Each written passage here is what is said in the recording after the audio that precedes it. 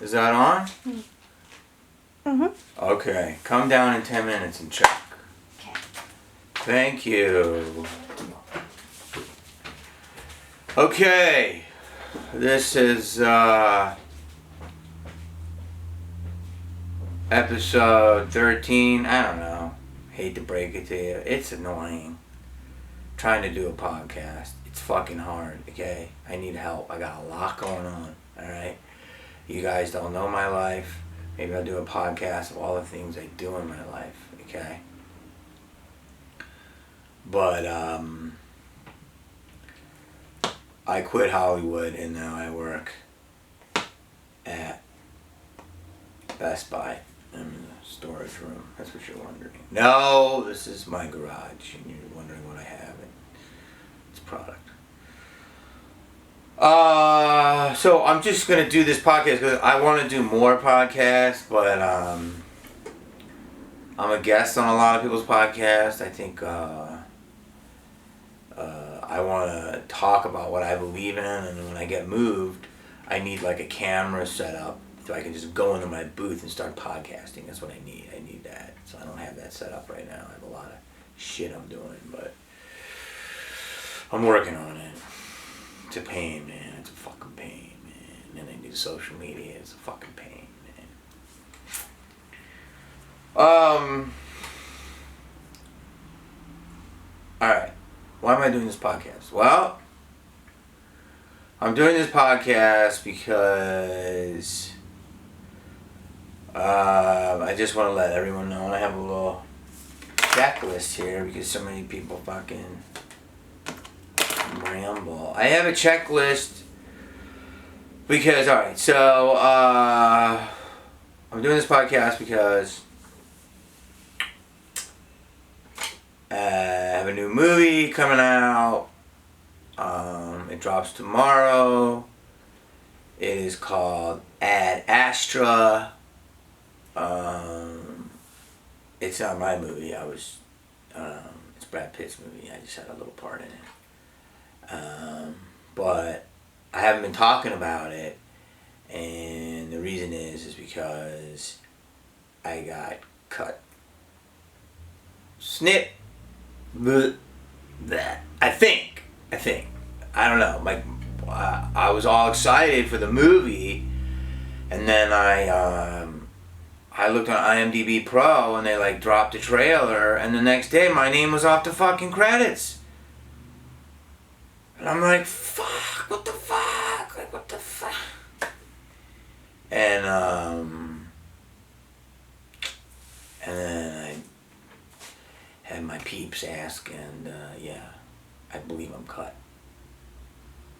Well, I mean, there was a premiere last night, and I wasn't there, so. There's a lot of other great people that are in the movie that I think are also cut. And you know, I guess what I'm trying to say is so I'm trying to think. I'm trying to like be very specific here. It's not that I got cut. It that hurts my butt is that just what it would have done for me perception wise. First of all, it was an amazing project to be a part of. You know, I'm not even going to tell you anything about it. Just go and see the movie. It's the top of their game. Everybody from acting, producing, directing, cinematography, music. It is. It's you know, a project that you dream to be a part of. You know, like it's insane. It's fucking gonna be a movie that lasts forever. It will be an amazing forever movie. That movie will be in the top 50 movies of all time. Yes, I'm saying that now. Without me in it. Probably, and that's why it is, because I'm not in it. No, I mean, what do I want to talk to you about? I want to talk to you about the process, and I'm really doing this podcast to share. Somebody who's had his SAG card since 1990. I've been working as an actor since I'm 20 years old. Never had another job. since then. And I want to tell you that there's pain involved. Even though I have my house and I have cars and I have, a lot of credits and I have name, whatever else you think I am, it's painful. But I'm trying to share this as an experience to insight, because so many people ask me these questions, and it's like, they ask me, well, do you have any advice? It's like, no, I don't. No, I don't. Go out there and hustle your balls off, or it's 2019, tits off. Hustle one of your body parts off. And to try to be as charming as you can and as good as you can and hope for the best. This whole life is a crapshoot. Damn, I'm going off again. I want to stay focused. So,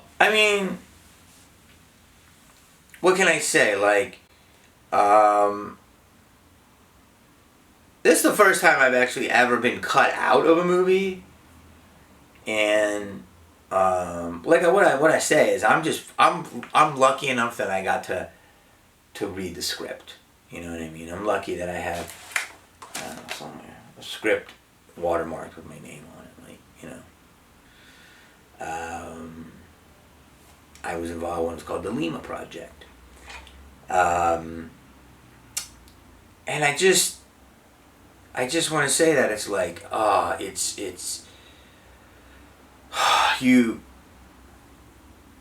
had 2 callbacks that day. I had a callback for, I believe, Murder in the First for TNT, for a great role of a director.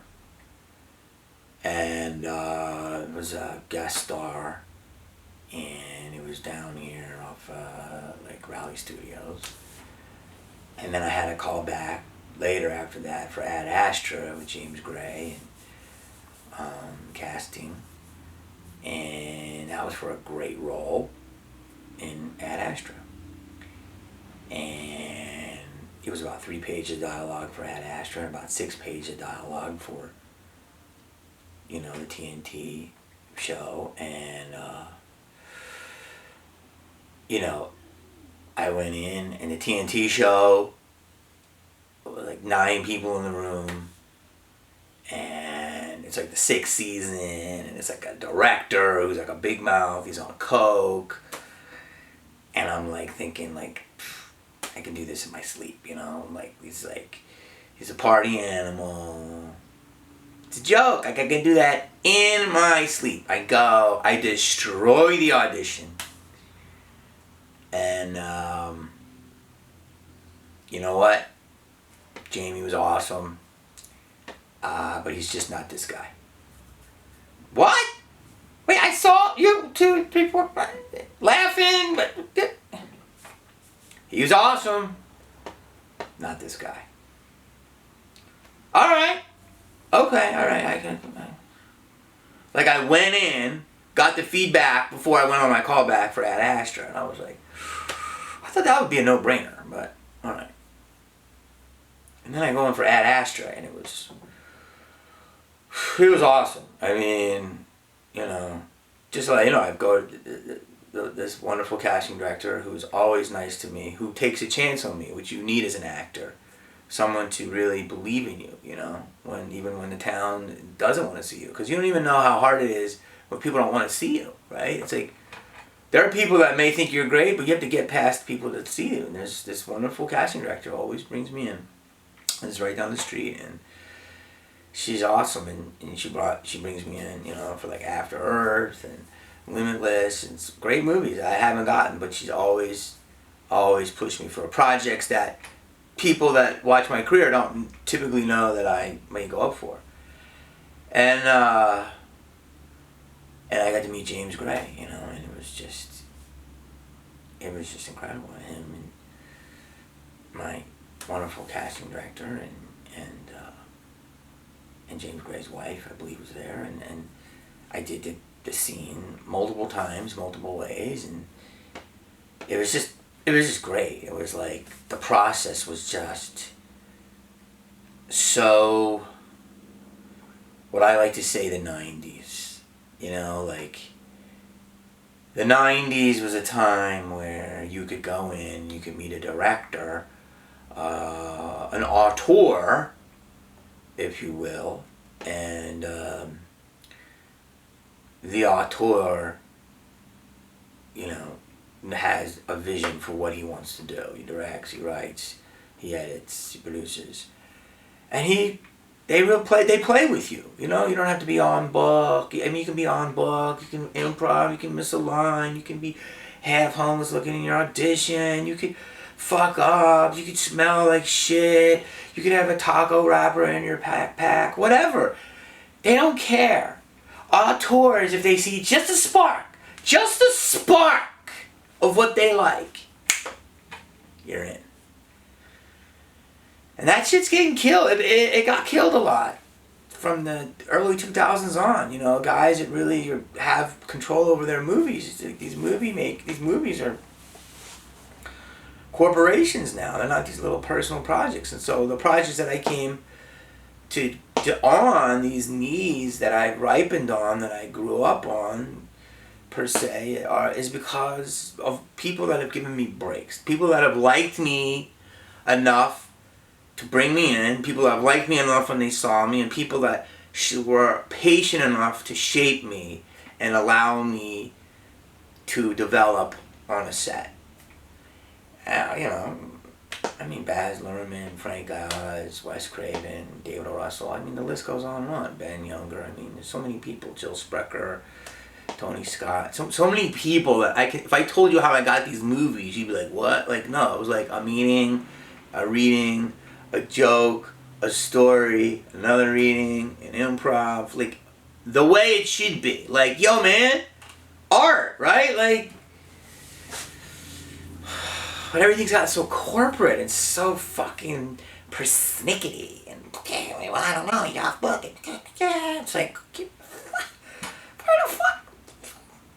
What? Like, it's no fun. You know, you got people in there, like, don't want to lose their job, and they're like, have benefits, and it's like, well, I gotta have my benefits because my son is going to a private. It's like, I don't have any of that shit. You know what I got? I got a fucking audition and I got a fucking fax. And I gotta memorize fucking 3 pages in 8 hours. That's what I got. And after that, I got fucking $10 to get a cup of coffee and hope to God I get a call back. That, man, that's a fucking lottery ticket. Whew. Anyway, James Gray is that. He is an artist, an auteur, and he is somebody who fucking, he knows what he wants, and when he wants it, and he knows he'll shape you. And I left the audition and I just thought, I have no idea. I'm like, I did this character left, right, up, down, whoo, and I'm like, but he was really great with me, like so sweet and encouraging, so I thought maybe. And then like 2 weeks later, I got the call, man. It's like, yo, you got this part. I'm like, I can't. Just because, again, it wasn't a huge part, but it's a part of something amazing. Okay? And why is that so important? This is to anybody, but to actors, comedians, whatever. It's important because, A, when the fucking aliens come and we blow ourselves up in 8 million years, they find traces of what's good, this movie will be one of them. Okay? And I've been in a few of those fucking movies. Okay? Scream, I feel like it's bigger than it's ever fucking been. Bowfinger, come on. It's like beyond the classic. I mean, there's so many more. I'm not going to go down the resume. But it's like, why do I keep getting residuals every month? I guess the stuff I'm doing is working. Yeah, I got some that have not resonated. But you know what? It's either sometimes you work or sometimes you sit in your basement and go, I don't know, no fucking job this year. Or you work, you try to get the best jobs you can. If not, it's a decision whether you want to work or you just want to fucking toss. Whew. Did I go off again? Anyway, fucking lost my point. My point is that to get in a movie like this is amazing for your career, for your legacy, for your acting. To work with, Brad Pitt, who's one of the, what I call white pandas. Those are the rare movie stars that are left in this town. How many can you count? 10? Maybe? You know what I mean? Like, I want to be considered a movie star. I have starred in movies. I have been in multiple movies. I still am in movies. I have a movie coming out. But there's the rare air that,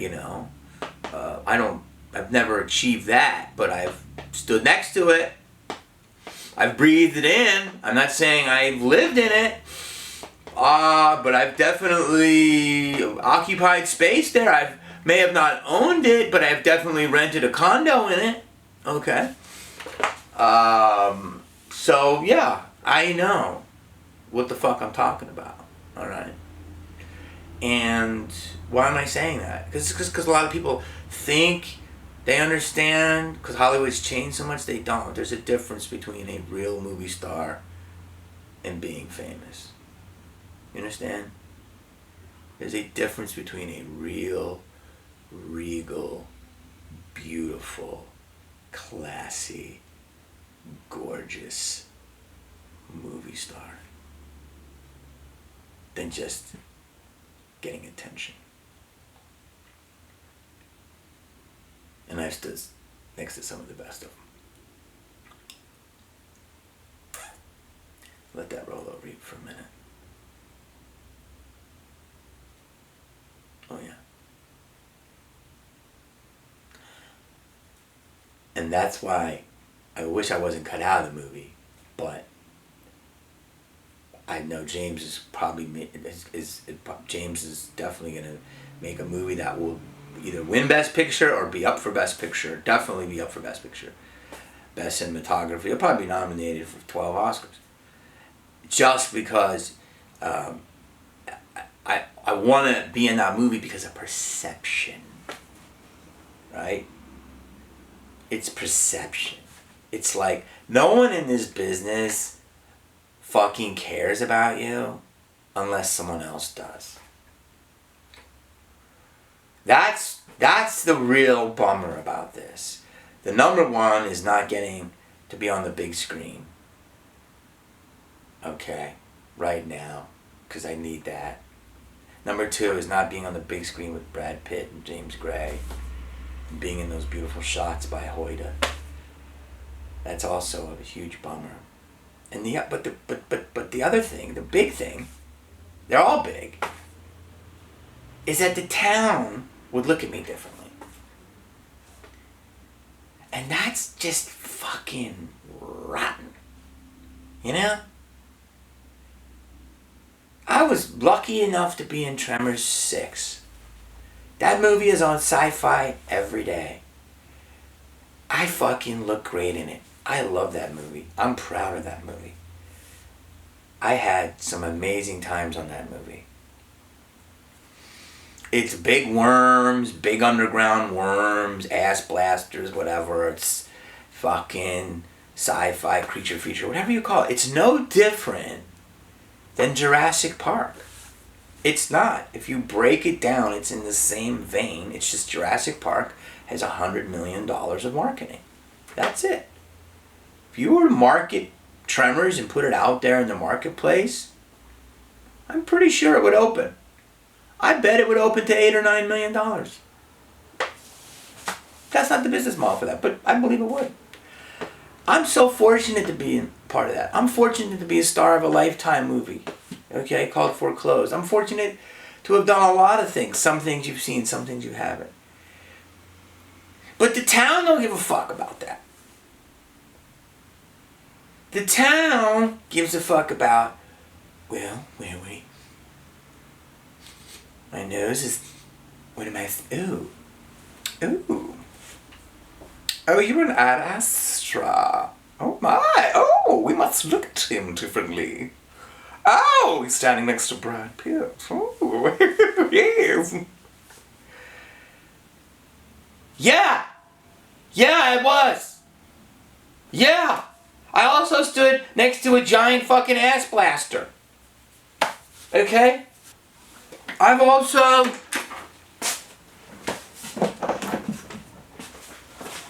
stood next to Bobby Lee.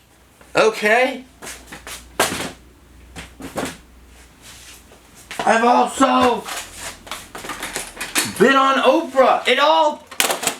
It's all matters. It's all great. It all doesn't matter. But it's all matter. It all matters.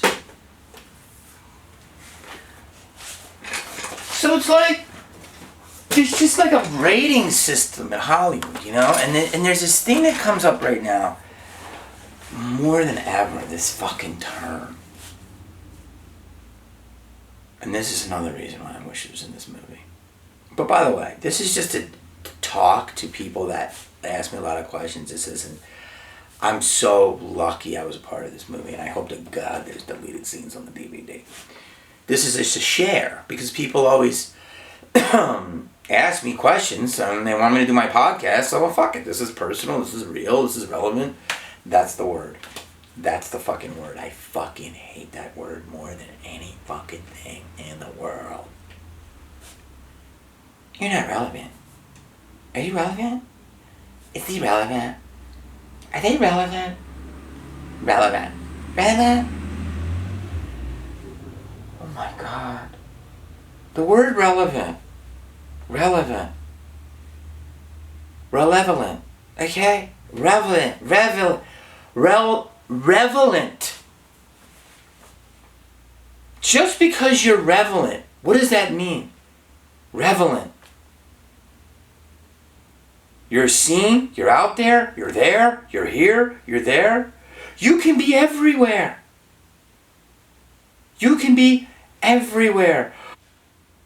Just because you haven't been everywhere doesn't mean you're not good. You could be doing a lot of... There's people doing plays right now somewhere in Cleveland that are insane actors. I don't know where the fuck they are, but I'm sure there are. What's up, Cleveland theater scene? There's a guy doing a joke somewhere on the fucking back fucking room and fucking, not Austin, because you're getting too hipster, Lubbock. Somewhere in Lubbock, Texas, some motherfucker's probably doing a joke. Smoking a cigarette. Fucking the next motherfucking Bill Hicks. You may hear of him, you may never not. I don't know. I have no idea. Just because you haven't seen somebody doesn't mean they're not good. And that's what hurts my ass. This fucking town. What have you... It's not what have you done for me lately. It's what have you done for me 3 minutes ago. If you fucking guest star on a show at 2 p.m., do a podcast at 5 p.m., and do a set of comedy at 8 p.m., if you don't have something out by 9 p.m. the same day, you're fucking irrelevant. You're out of the business. What'd you do for me in the last 45 minutes? What have you... I mean... And that's just the way it is. Okay? And I'm not trying to change it. I'm not trying to argue with it. I'm just trying to adapt to it. I fucking hate it. I fucking hate it. If you look at Once Upon a Time in Hollywood, fuck, man. There are some actors in there that you're obviously are super movie stars. And then there's some that you haven't seen for a while. And guess what? They all worked. You loved it. I loved it. I loved it. That's what he does, QT. He just does what's good. That's what James Gray does. He just hires who he wants. It's good. Who you like, it's good.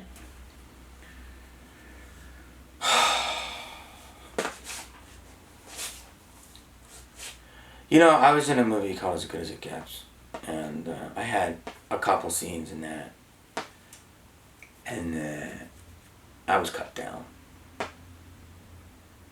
I was cut down to about one word, yo. It was a great experience. I was on the movie for months. James L. Brooks, another auteur, gave me a break. Amazing. And he was like, he told me, he's like, man, this is how it is. Sometimes you're in, sometimes you're out. It was great.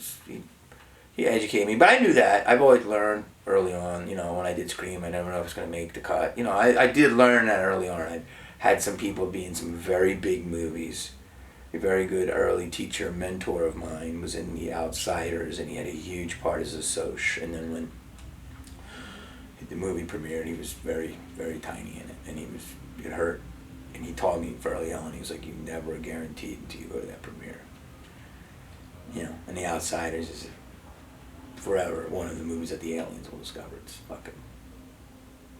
the best. I was in Tyler Perry, had a nice part in Good Deeds. I got cut out of that. Only I had like a line or two. Again, my character didn't serve the story. I had a chance to be in Boogie Nights, the guy that has sex with Heather Graham in the back of the limo, and I had to choose between that or As Good as It Gets. They killed me. It was amazing. It was between gold and platinum. I mean, they were both amazing projects, and so I went with As Good as It Gets because at the time my agent the role and where I was going, I would have loved to have been in Boogie Nights. I would have loved to have done both, but couldn't work. And obviously, they both have their own legacies of amazingness. So, what am I saying here?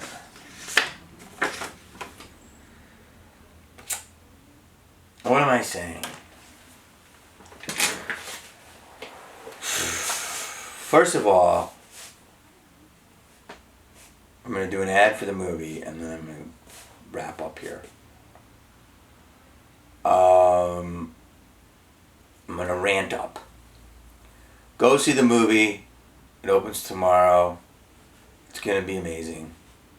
It's going to be an experience. I suggest you go see it on IMAX because it's about space, and you want to watch a movie about space. You want to see space, and it's the best of everybody at their job.